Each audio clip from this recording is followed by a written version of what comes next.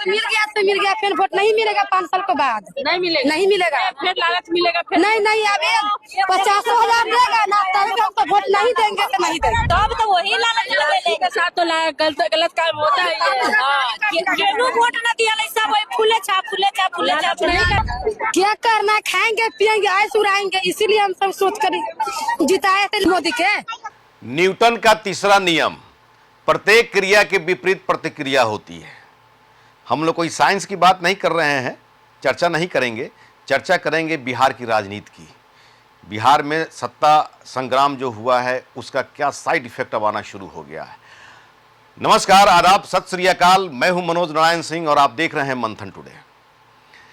बिहार के सत्ता संग्राम में एनडीए को काफ़ी बढ़त मिली और बिहार में जो मैंडेट मिली है इसकी चर्चा देश और दुनिया के स्तर पर होने लगी है। वो चर्चा का विषय है 10,000 स्कीम। इस 10,000 स्कीम को लेकर के एनडीए को भारी बहुमत मिल गई। वैसी स्थिति में अब ये चर्चा का विषय बन गया है।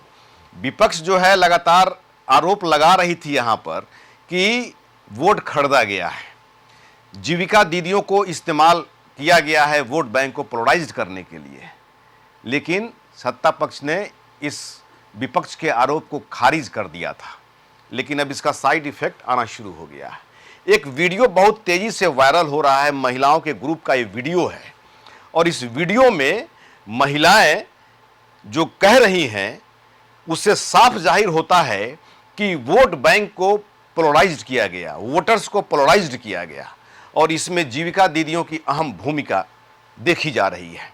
और ये महिलाएं साफ तौर पे चेतावनी दे रही हैं कि 5 साल के बाद में अब वोट नहीं देंगे हम लोग, क्योंकि हम लोगों को पैसा देने का आश्वासन मिला था, अभी तक पैसा नहीं आया। और कहीं ना कहीं इन महिलाओं के जो बयान आ रहे हैं उसमें लालच भी जो है कहीं ना कहीं दिख रहा है। तो कहा गया है ना जी कि लालच में सब कुछ आदमी गंवा देता है। और जिस तरह से यहाँ पर प्रशांत किशोर भी बोल रहे थे कि अपना वोट मत बेचिए, 500 रुपया में मत बेचिए, दारू मीट पर मत बेचिए, किसी तरह जो है अपने वोट को मत बेचिए और अपने वोट का सही इस्तेमाल करिए। लेकिन प्रशांत किशोर की बात किसी को समझ में नहीं आई या फिर लोग समझना नहीं चाह रहे थे।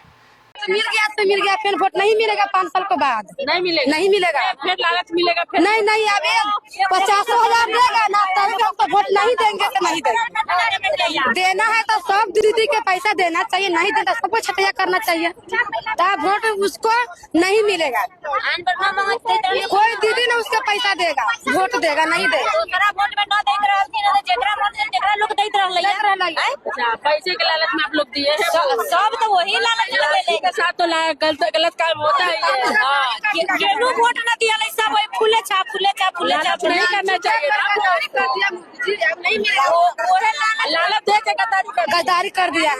उसका वोट अब नहीं मिलेगा, सब दीदी नहीं देगा तो नहीं देगा, नहीं उसको जिताना है। हाँ, उसको हराना है 5 साल के बाद।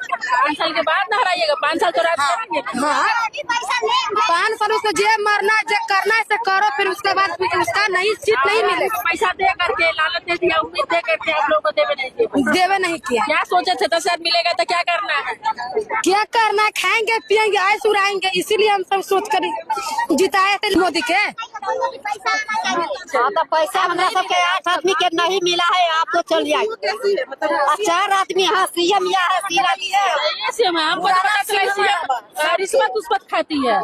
यह